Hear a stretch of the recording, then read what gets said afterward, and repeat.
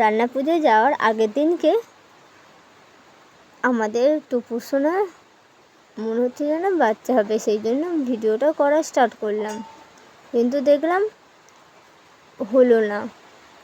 তাই আর video continue না করে পরের দিনকে সকালবেলা উঠে কাজ বাজ সেরে দুপুর টাইমে চলে গেলাম আমি আমার দিদির বাড়িতে এসে দুপুরবেলা কী করলাম, বিকালে কী করলাম, রাত্রিরে কী হলো সব ব্লগ আপনাদের কাছে তুলে ধরেছিলাম।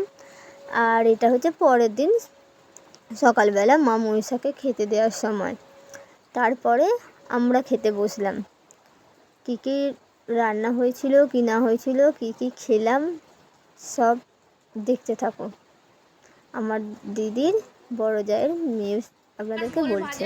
এটা ওল ভাজা, এটা কি, এটা কলা ভাজা, এইটা পটল ভাজা, বেগুন ভাজা, এটা বুঝতে পারছি না, এটা চিচিঙা ভাজা, আলু ভাজা, করলা ভাজা, ও এটা ঝিঙে ভাজা, আর এটা কুমড়ো ভাজা, ডাল, ইলিশ মাছ কাটা।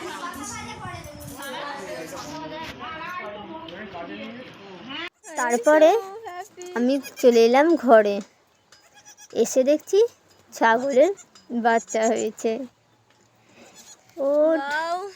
আর আজকে কী কারণে আমি ঘরে চলে এলাম খাওয়া দাওয়া করে সেটাও তোমরা দেখতে থাকো।